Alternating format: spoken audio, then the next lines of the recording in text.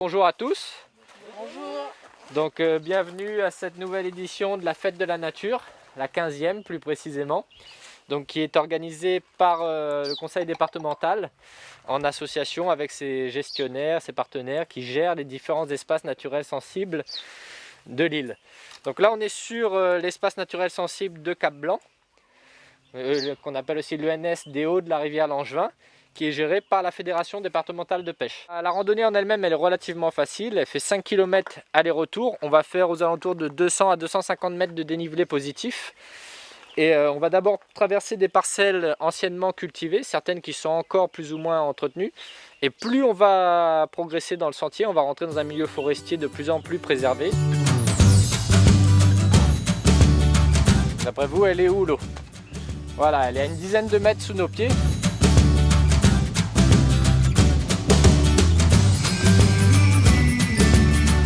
Et le problème avec les espèces exotiques, c'est que pour bon nombre d'entre elles, elles sont devenues envahissantes.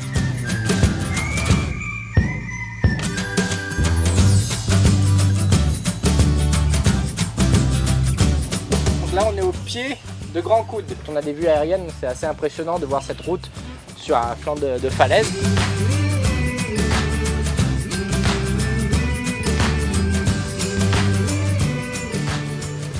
Donc là, on va en profiter pour sortir momentanément du sentier, aller dans les lits de la rivière pour aller voir la fameuse arche naturelle qu'on appelle le bassin de la Corbeille. Waouh, ça mérite une petite photo. Hein. Et donc après chaque forte pluie, il se remplit complètement et déborde à nouveau là où on se trouve. Même le guide il fait des photos. Ah bah oui. On se trouve dans une petite flaque dans laquelle il y a une ou deux truites arc-en-ciel qui sont prisonnières. Donc là, ce qu'on va faire avec l'association agréée de pêche, la Fédération départementale de pêche, c'est qu'on va intervenir pour récupérer ces poissons-là et les lâcher plus haut dans une portion où l'eau est pérenne et ne s'infiltre pas dans le sol pour éviter qu'elle meure asséchée. Hop, on va ressortir. Toujours attention, ça glisse.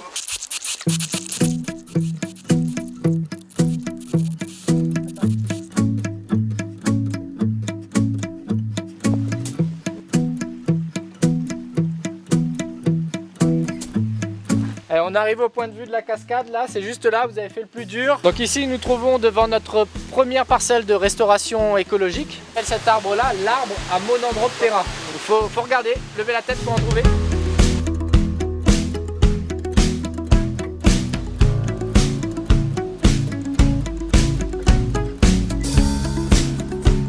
Ouais, un petit sentier secret.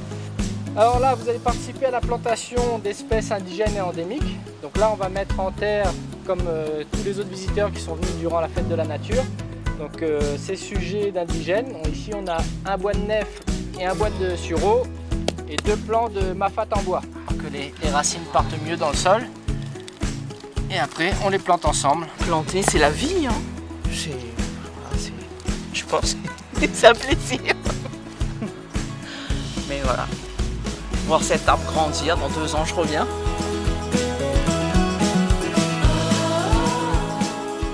Et puis ce qui est bien aussi, c'est avoir un guide. Et le guide, du coup, il offre plus de possibilités, on a beaucoup plus d'informations et tout, c'est vraiment super. Et il nous fait voir des trucs qu'on ne voit pas forcément et qui sont intéressants. C'est ça qui est intéressant. Ça c'est une belle visite. La fête de la nature. Voilà. Donc quand on voit la nature et 1000 regards, justement, c'est ça aussi. On peut voir les grands panoramas, mais on peut s'arrêter sur des choses beaucoup plus petites et l'infiniment petits avec des insectes, justement. Et là, on a vraiment beaucoup de chance de tomber sur cette petite menthe religieuse. Donc c'est ici que se termine la visite. J'espère que ça vous a plu. On propose des visites guidées toute l'année, pas que pendant la fête de la nature et les week-ends nature. Donc les gens peuvent nous contacter directement à l'association agréée de pêche et nous réserver une visite guidée sur site. Donc il y en a qui disent qu'il n'y a pas toutes les saisons à La Réunion, qu'on n'a pas l'automne. Je vais vous prouver le contraire. À La Réunion aussi, les feuilles elles tombent.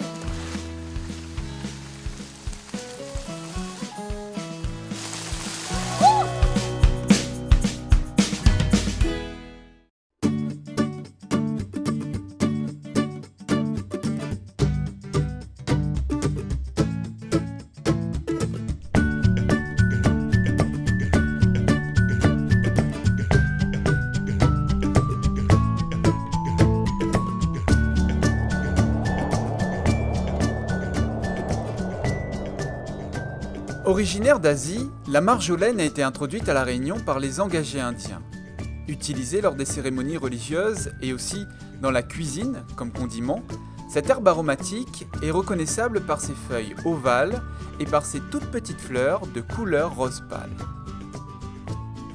Oui, Marie-Jolaine, en créole, il dit Marie-Jolaine. Une petite tisane aussi que nous trouve dans les cours, les personnes qui connaissent l'utilisation de la marjolaine. C'est sûr qu'avant, on avait plus de marjolaine dans les hauts, dans les cours. Aujourd'hui, le monde a abandonné un petit peu ça, mais c'est une petite plante qui pousse facilement, un très beau parfum et qui est très utile quand on est agité et qu'on a des enfants agités. C'est une petite plante que l'ai utilisée, toujours utilisée pour calmer et aussi pour le sommeil. Un petit peu de marjolaine le soir avant de dormir, une petite infusion de marjolaine. Vraiment, il fait du bien. Il apporte le calme et la paisibilité. Pour la nuit, pour une bonne nuit de sommeil. Et les enfants agités, mais il dirait même qu'on peut faire les bains avec un petit peu de marjolaine et d'autres petites plantes, un petit peu de racines de sensitive, un petit peu de tombée. Ça, c'est une petite plante que est vraiment appréciée dans les tisanes calmantes de sommeil. Marie-Jolaine, ça pousse facilement, un petit coin où c'est que c'est assez arrosé. Et ça peut être aussi résistante aux sécheresses, et ça tient le coup, ça repousse tous les anciens tailles. Belle petite fleur. À prendre la plante quand elle est fleurie comme ça, là, encore meilleure quand elle est fleurie comme ça pour l'utilisation. Personnellement, c'est toute la plante qui est utilisée. Une fois que la plante est bien mûre, bien adulte, c'est sûr que lorsqu'elle est fleurie, quand la plante est fleurie, les meilleures, mais c'est toute la plante, les petites feuilles, je coupe tout et je m'y fais des préparations avec toute la plante là, les petites tiges, les feuilles, les petites fleurs et tout ça. Bien séché d'abord, surtout quand elle est bien humide comme ça après une petite journée de pluie. Donc bien séché, un endroit sec, pas qu'il y ait des insectes aussi qui poussent dessus. Et ensuite utiliser une fois bien coupé, bien séché, bien préparé.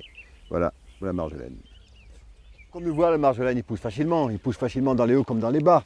Ça pourrait être aussi dans l'avenir des recherches de plantes pour fournir des huiles essentielles. Comme c'est une plante à parfum, on importe quand même pas mal d'huile essentielle. Marjolaine peut être une petite plante qui peut être distillée ici et produire cette huile essentielle. Donc c'est vrai que l'huile essentielle, comme toutes les huiles essentielles, à utiliser avec parcimonie et à faire attention. Les femmes enceintes, les personnes qui ont des problèmes de peau, ça peut brûler, des problèmes de peau, ne pas utiliser des huiles essentielles sur la peau comme ça directement, ça peut brûler.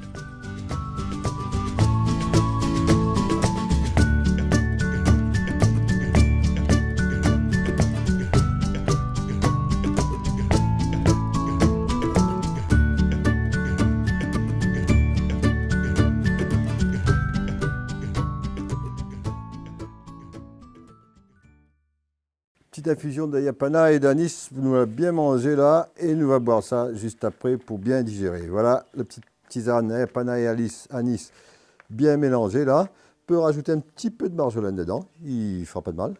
Voilà, nous sommes à 5-6 personnes là, voilà la dose pour 5-6 personnes. Nous allons mettre ça dans un petit récipient là pour verser là-dessus de l'eau que la bouillie. De l'eau chaude.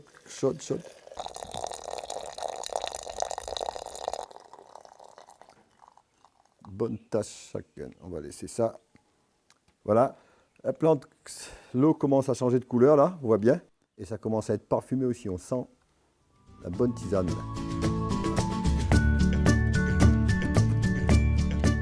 Tout ça c'est marjolaine, en pousse là.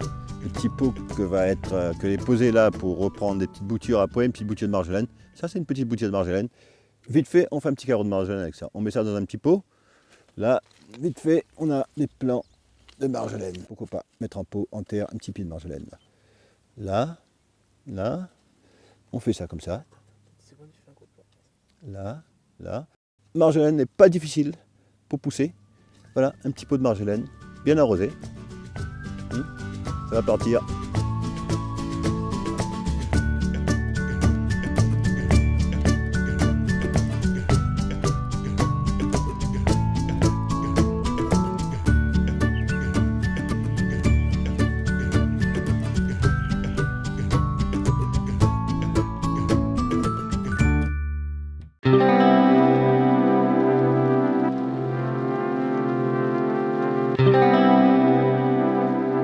aujourd'hui, c'est dans le cadre de la 16e édition de la Fête de la Nature.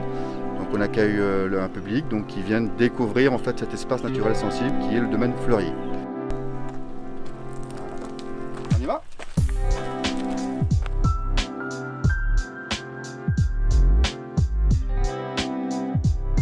Le remarquable sur ce site, c'est des espèces endémiques, caractéristiques.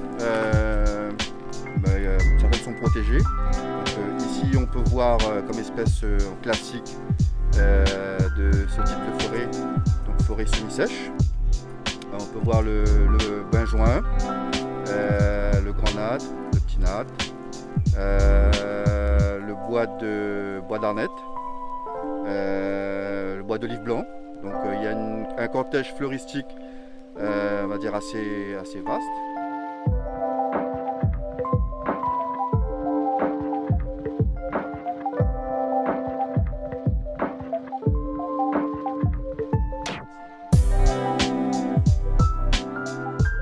On est sur les plus anciens sols de l'île de la Réunion.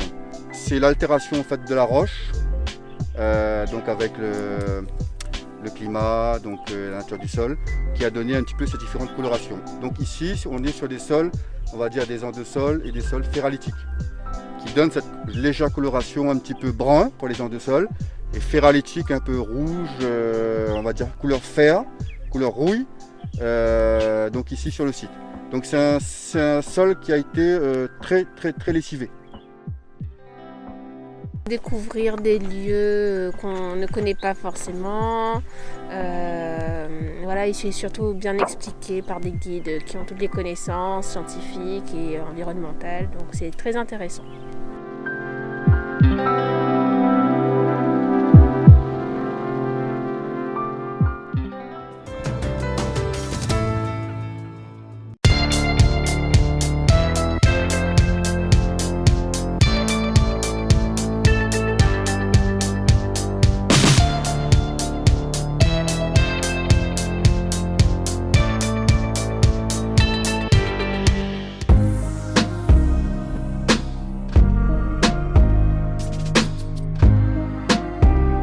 Voilà, nous ici là il y a des trois.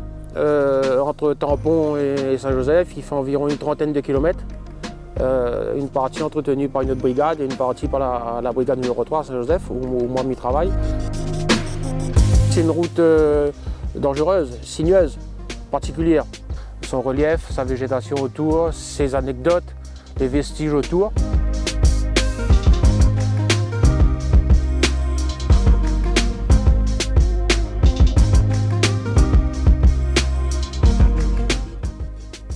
En passant tout à l'heure, elle a vu que nous avons fait des travaux sur Piton-Goyave. Donc plusieurs aménagements ont été faits comme ça depuis 5-6 ans.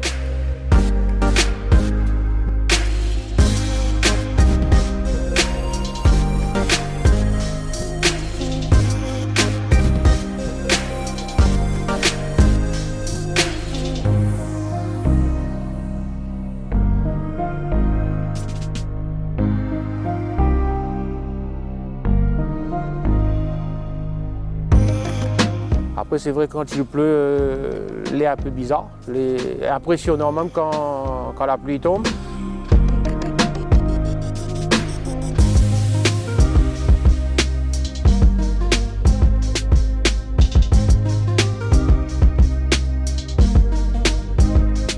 Mais sinon c'est une route agréable, très fréquentée.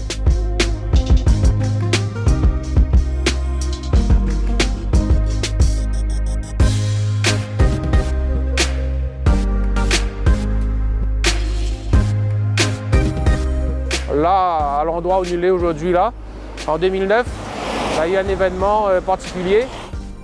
C'est moi qui étais arrivé en premier sur les lieux. Et s'il n'y avait pas un arbre, j'aurais pas pu parler aujourd'hui. Et la route, pour vous dire, elle est restée fermée pendant 9 mois. Il reçoit un appel de la mairie à 2 h du matin et qui dit à moi comme ça, écoutez, là il est baisé. Il ne passe plus, il ne roule plus, il ne fait rien. Donc arrivé sur les lieux, il voit devant moi un arbre en travers dans la chaussée. Bon, il arrête et il regarde, mais il voit un gros effondrement. On a au moins allé plus de 1000 mètres cubes de terre partie en aval de la chaussée. Impressionnant, mais je pense que dans ma carrière, ça ne m'oubliera pas.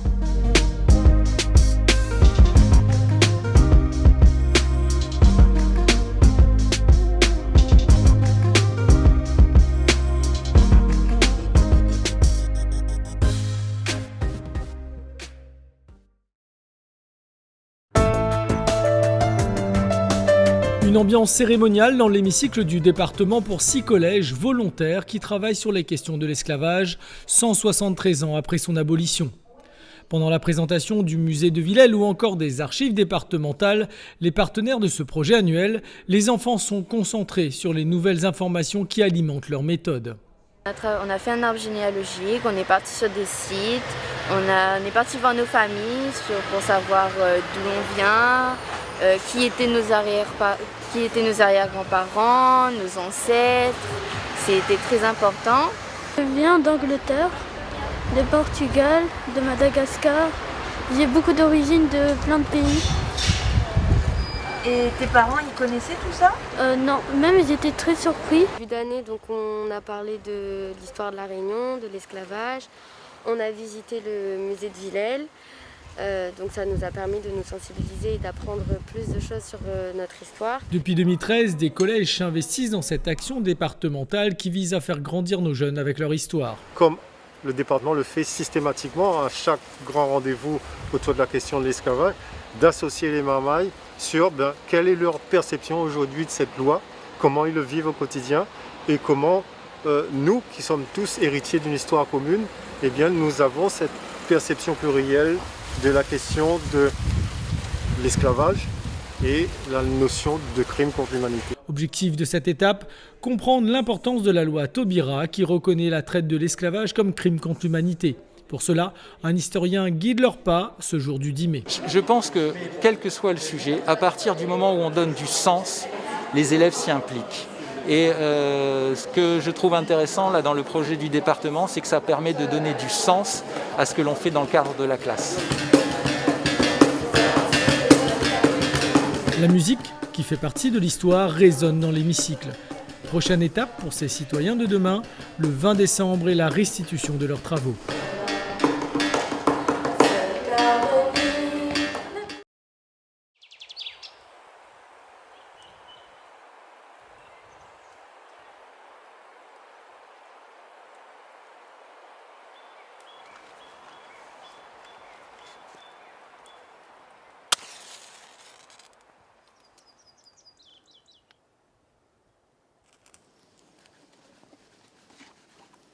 Allez, bonne journée, mon Catherine.